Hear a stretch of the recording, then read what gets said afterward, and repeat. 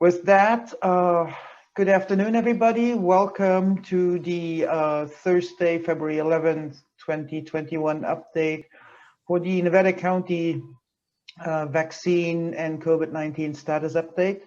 We're joined today by Ryan Gruver, who is the head of Nevada County's Health and Human Services, and by Dr. Alinea Stevens, the medical director for Chapa Day. And we might have some other panelists joining us later, but for now, thank you for joining us. Thank you to our attendees in the room and to you who will watch this later on YouTube. Ryan, could you give us an update? Where are we with vaccines in Nevada County? What's the status? How many and who and where and when can people get them?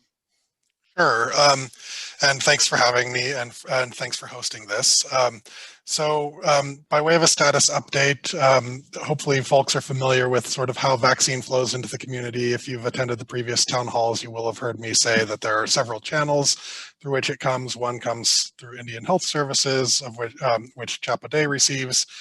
Sierra Nevada Memorial Hospital also gets vaccine, and then the predominant other channel is through the Public Health Department, which then coordinates it and delivers it directly and coordinates it out to local health care providers who are enrolled to administer vaccine. And so just through that public health channel, as of this week, we are at 12,700 doses that have been received through that channel.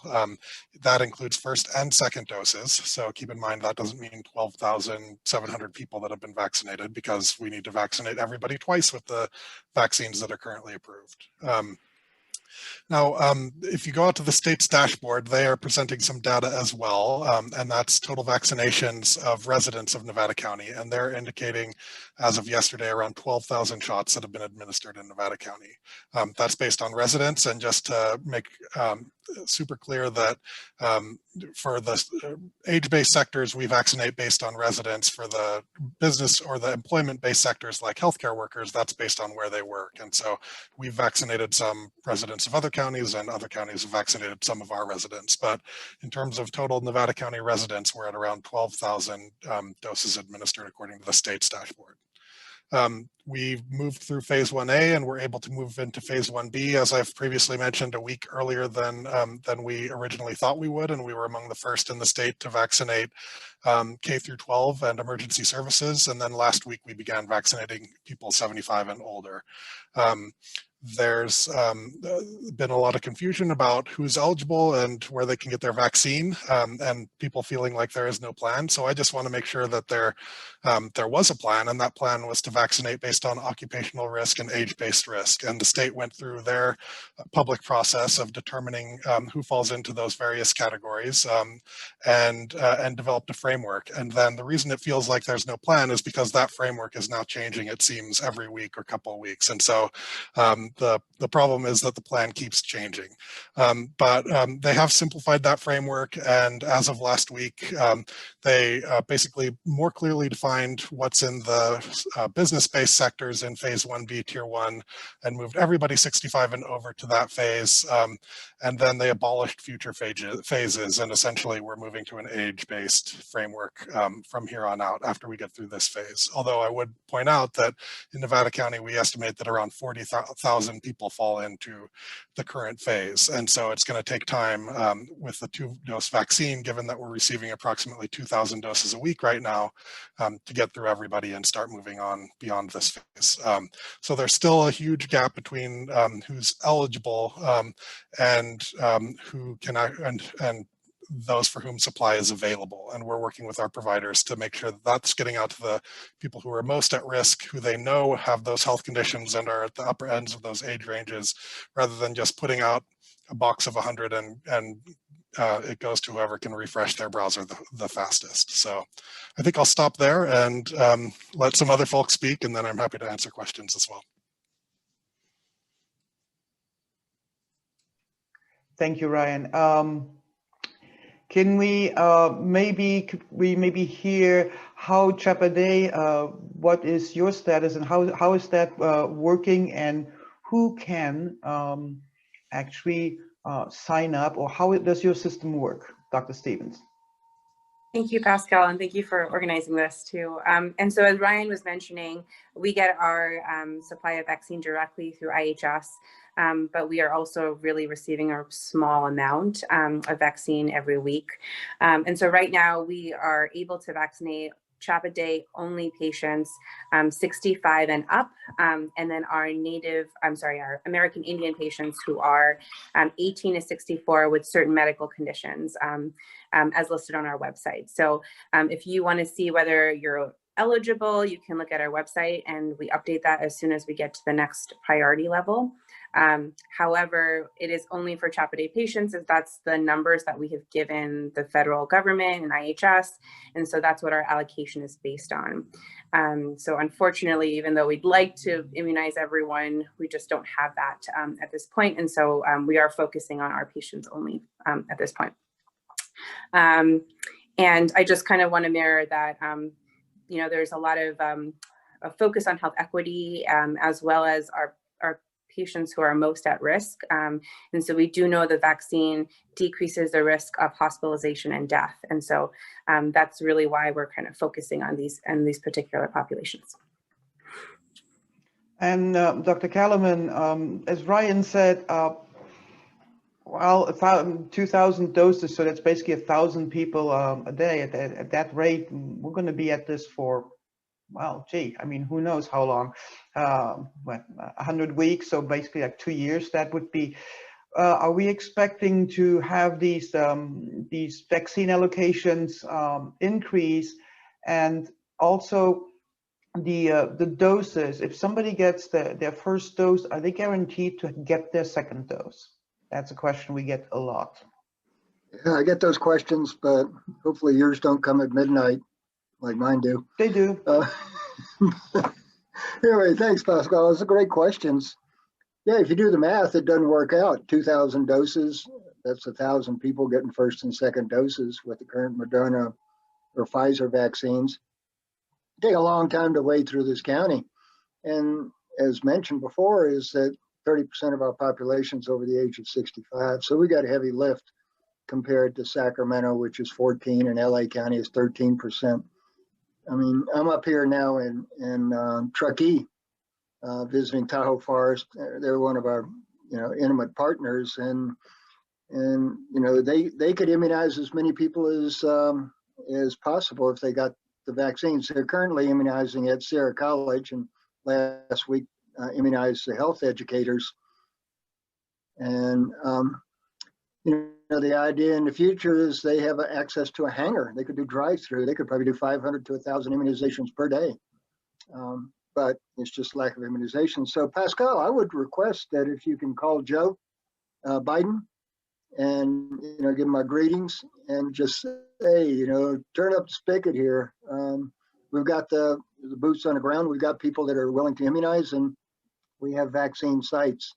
And to answer your question, yes, if you get your first dose, you will get the second, no problem. Great. And something that is also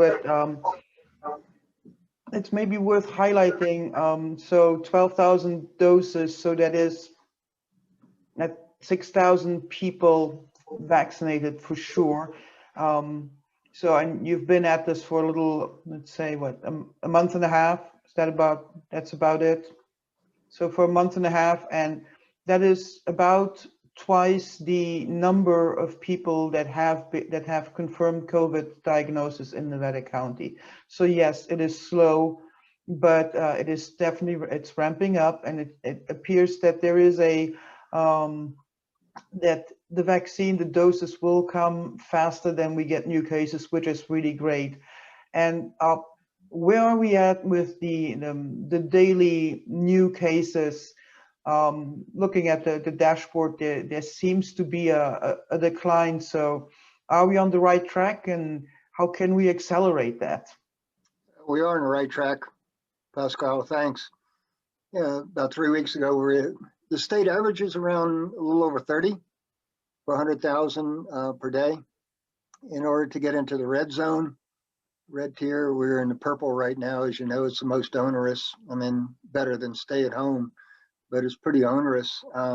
You'd have to get below 7 per 100,000, and we're it's trickling in. The data comes in, and it looks like we're about 15 to 16 cases per 100,000 per day, which is half of what we had about 3 weeks ago. About 24 cases per day 2 weeks ago. So we're heading in the right direction. Still have a ways to go, and obviously the non-pharmaceutical approaches are what's needed. Still wear a mask and avoid indoor gatherings and wash your hands and all those usual prescriptions that people are so aware of. And we still see some restaurants that probably not doing as good a job as the health department would like to see. But it's going to take a concerted effort from everybody to get us below 7, and then we can start opening up this county. Part of the solution is immunizations, but if you mentioned we had 6,000 people immunized, maybe a little more, 100,000 population, herd immunity 70 to 85%. We got a long way to go with the silver bullet of immunizations. And the latest update from the state is also that now the myturn.ca.gov website is the preferred way for people to sign up. And as we talked last week, is that Nevada County is pretty much on top of the list. So to have this system, to use this system to determine who wants the vaccine, who is eligible, and then to eventually schedule. And if I'm not mistaken, yesterday you announced that you were in beta testing the system. So there were very few slots that were available through MyTurn. But so people can go to myturn.ca.gov, sign up, and if you are eligible, how does this work? How does a federal vaccine dose come to a local Nevada County resident who signs up on the state website? How does all that work together? And does it work? Well, thanks for asking that and for calling out that we are piloting that system this week. I know that probably generated some confusion. We sent out the text blast indicating that we're piloting the system, and that's really so that we can test it and work out the kinks, because it is envisioned to be the primary system that's used for people to sign up and get appointments. And so I've noted a number of questions in the Q&A that I think this addresses that. So where do I sign up to find out when the vaccine's available to me? So if you log in and register with MyTurn, you'll be asked to fill out certain demographic information, and then it's a front to back tool. And so not only can you register to find out when it's your turn, we can actually use it to manage clinics and make appointments available as well. And so instead of having an approach where every medical provider has their own system that you have to go out to and register for, we can actually say, okay, there's 500 appointments available, and a notice will go out to all the people whose data indicates that they're eligible for those appointments. And so that's what we were testing yesterday. We need to test it to work out the kinks, and there were some kinks with the limited number of appointments that we put in there. So we are very glad that that we did that. But we're hopeful that as early as next week, we're really going to be robustly starting to use that for pushing out appointments. Right now, what's happening is, as I've said before, we put out vaccines to various providers, pharmacies, and primary care physicians and others, and then they're reaching out to the people that are on their patient list, and in some cases making a waiting list and allowing appointments as well. In terms of the flow from the federal government, as I've described before, the federal government makes allocations out of supply that they have available, which they split up between the various states. So California only has a certain amount of vaccine available. They don't buy it directly from Pfizer and Moderna. They get it from the federal allocations. And then similarly, they split it up between the various streams that come into the county. And so we're pulling down every dose we have available to us from that. And then eventually that's all going to be through MyTurn that the people are then connected to those doses. What about Chapa Day? Do people patients from Chapa Day, should they go through My Turn as well, Dr. Stevens? For now, I think again, Ryan's saying that they're piloting that system. So for now, we are not part of that system, and we are developing something similar, but that is to come. So for now, it is. We actually call patients who are eligible and schedule them, or if you do fall within the categories that I mentioned earlier, so 65 and up, or American Indian 18 to 64 with medical conditions listed on our website, you can give us a call. If you do not fall in those categories, our call center is super busy, and so please refer to our website so that there's so you get when you call, you get a person on the other line quickly. Thank you. And we also have people who obviously signed up with My Turn and then signed up on the various lists that we have in Nevada County, for example, Documents Pharmacy. So let's say that if they are eligible and they're signed up on both, is there a check that if you are on one list and you get the vaccine, you will be automatically taken off the other list? Brian, do you know if that maybe is, if that system is, if those kinks are worked out? I know that's something that the team is actively working on. And as we onboard the providers into the new system, we'll be making sure that the folks that are on other lists are, that they're working with people to either move them over to My Turn or deal with them and stop taking new names and instead route people over to My Turn. So so we're aware of that issue, and we're working with the providers to address it. And how will people be notified if they sign up with My Turn and are eligible? Is that going to be an email, a text? Can you pick how you will be notified? I believe you can. I signed up for the system, and I got a text message when it actually, when they flipped the switch to make it live in Nevada County. So I think you can sign up for multiple different modes of receiving that communication. And we also have 211 available to help people if they don't have access to the internet and can't get there. And the state's working on toll-free numbers for that as well. And of course, the question that's here that we have with every town hall is like, do you have a waiting list for at the end of the day? If somebody is a no-show, is there a way so that there's not one dose that is one dose of vaccine wasted? So who can, for your various outlets, can you describe how that works? Yeah, we've probably given around more than 1,000 first doses and probably more if you count second doses, and we have wasted 0 doses. We do have an outreach list within the priority categories that we're on, where we do reach out to folks, and sometimes we grab patients in our clinic if we need to as well. And oh, sorry, go ahead, Doctor. I think that's the same way, ditto what Alinea said, as Dr. Stevens said. And when we stick to the categories, we're just not going to pick anybody off the street. We have a list of people that have to be there within 15 to 30 minutes. And if they're willing to do that, they're on the list, and we don't waste any doses of medicine. I don't think any doses get wasted in this whole county. Yeah, out of 12,000 doses, I think I'm only aware of one incident, and it was when a vial was dropped. It wasn't spoilage, and so I mean, I'm sure with that many doses that there may be a small handful, but I think we've worked with all our providers to make sure that they have a list of people that are backups. And again, we're trying not to go to the free-for-all route and just everybody sign up, and they're working with the people that they know they would be getting to next anyway, so that we're continuing to move through the most vulnerable.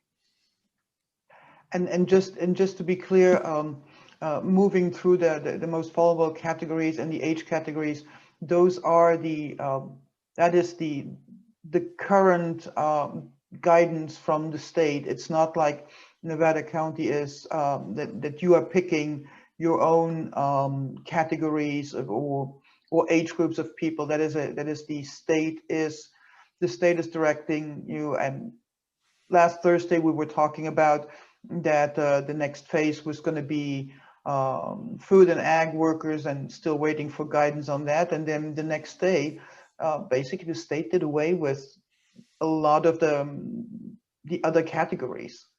So it is state-based. It's not something that you can just pick and choose. That you would pick, oh, I don't know, reporters in their female reporters in their late 50s that are working in Nevada County. You can't do that. That's correct. It is driven by the state eligibility, and they do put out that guidance. And as you noted, they made a change late last week, which we're still adapting into our clinics. The people that are most at risk, certainly for severe complications and death, are the 65 plus population, and so that is key to prioritize them, and that's who we're predominantly working through right now. We did do teachers as well in emergency services who were concurrently eligible under the previous framework, and K through 12 was, sort of low-hanging fruit in terms of being able to do a pop-up clinic, and we worked very well with the schools and Tahoe Forest Hospital to knock that all out at once. Something like food and agriculture is going to take a lot longer and a lot more logistics, and so that's something that's still going to be worked out, not just in Nevada County but across the state. I do think that they've clarified the framework such that we don't have the Wild West in terms of 58 counties interpreting things 58 different ways. They've at least pointed out to how you define food and agriculture, but that is a big list, and that brings us from 30,000 people being eligible to 40,000 people being eligible despite getting 2,000 doses a week. So. And question about, well, first of all, getting on the list. So that is the signing up with the myturn.ca.gov, and somebody who has recently moved to Nevada County, do they need to provide proof of residence? How does it work? Is it the honor system is if I say that I live in such and such a zip code, is that it, or do you have to provide ID when you get on the list and you show up to get your vaccine? So I don't know if Dr. Kellerman or Dr. Stevens know of how any specific providers are doing it, but we are asking our providers to verify that as they're vaccinating folks that are in an age-based category, that they are residents of the county. We haven't provided a stringent process for doing so, saying it must be a driver's license or 3 pieces of mail or anything like that. We're pretty much leaving it up to the providers to do their best to make sure that the people that they're using Nevada County allocations on are Nevada County residents. But I think you would agree that that people here are honest. So we're basing it on the honor system.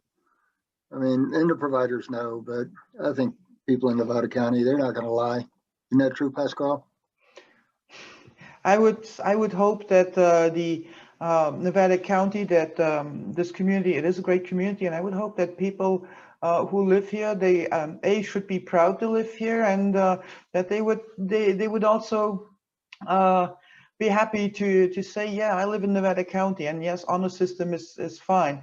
May I have a question about vaccinations so that there are other ways to get vaccinated? For example, CVS is taking appointments today for locations in Northern California. And what other opportunities are there? And the person asks, are we completely on our own for all opportunities that are not through My Turn or public health? There's opportunities for immunizations outside the county, even though you live here. If you understand, if you've been part of UC Davis or Sutter or Kaiser, that there is an opportunity, and they have, and a number of the people from this county had gone out of the county simply because at some time in their life they've been involved with that healthcare system. So we're the stand. If you have an opportunity to get an immunization, go get it.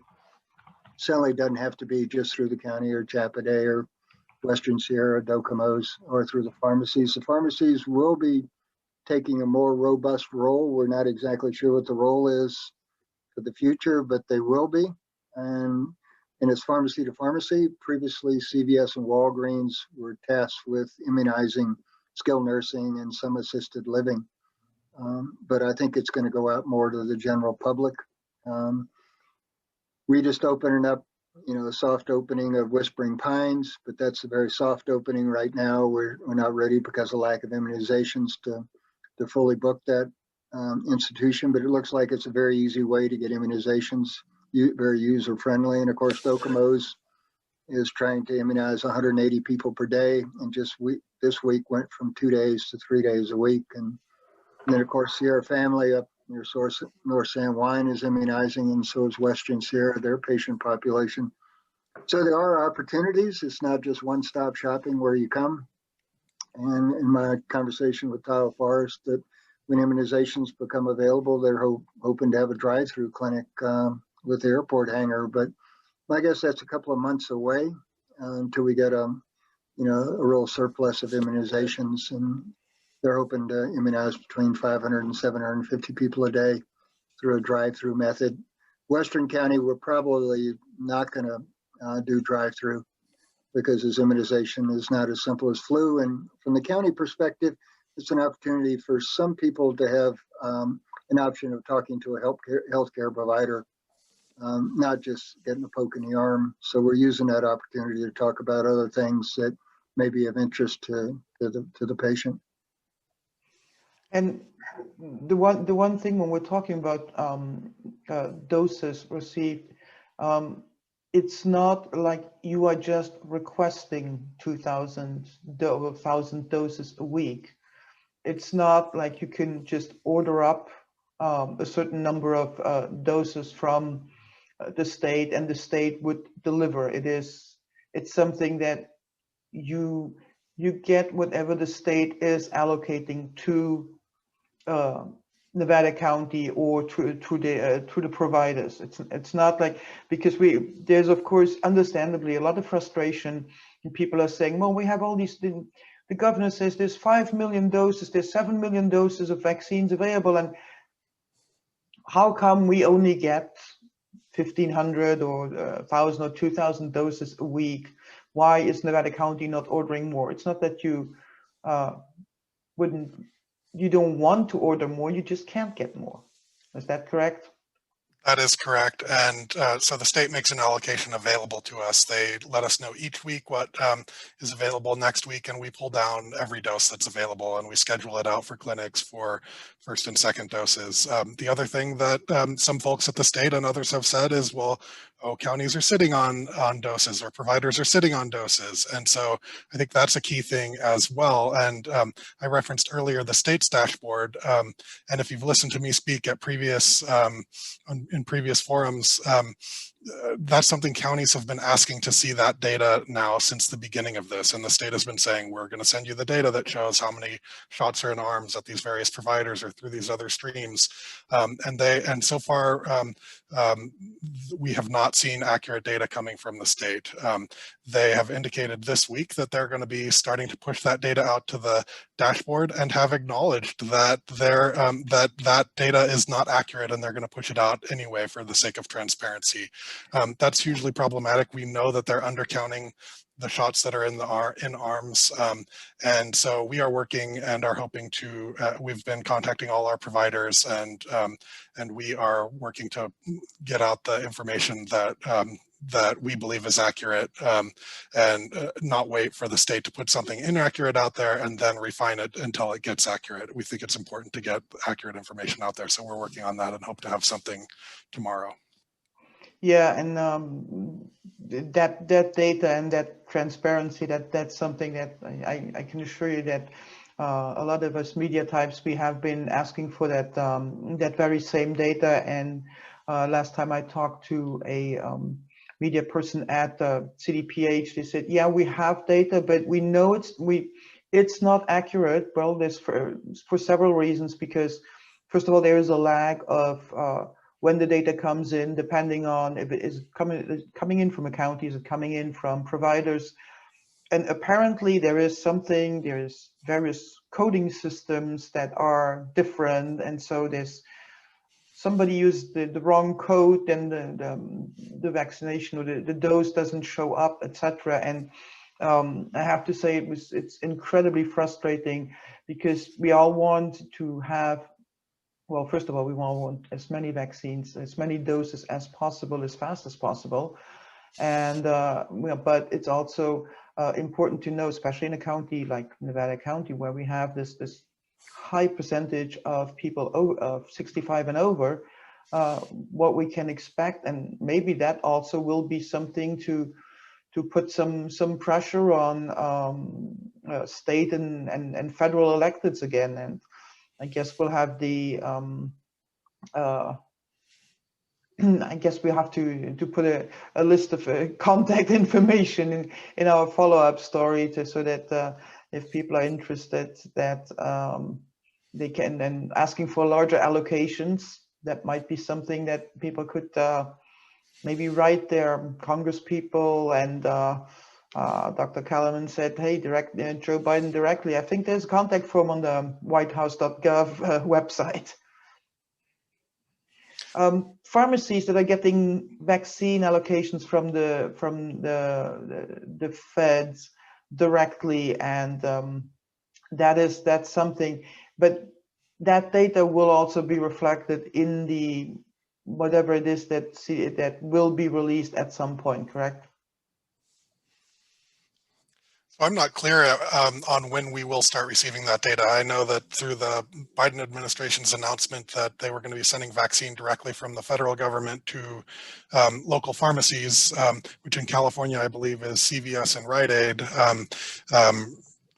It's not clear to me how that is going to make it through to the state's data, or whether that's something that's reported directly to the federal government. So maybe that's something we can circle back with more information next week when we do this again.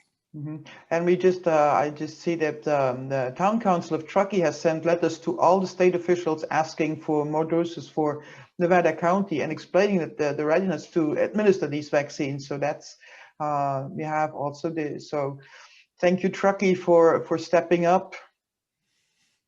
And we have people that are asking, they have an appointment at Sutter in Roseville, but they live in Grass Valley. And getting their shot on February 17th. Is there a day I can get, is there a chance I can get it sooner here in Grass Valley? Probably not. Yeah, if you have an appointment, take it.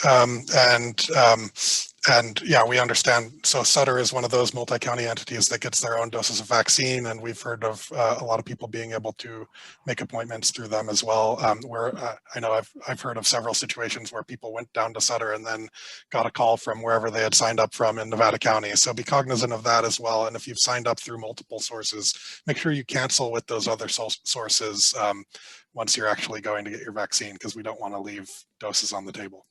And likewise, if they're going to go down to Sutter to get it, they need to go for the second dose down there. That's true. Sutter will be waiting for them for the second shot.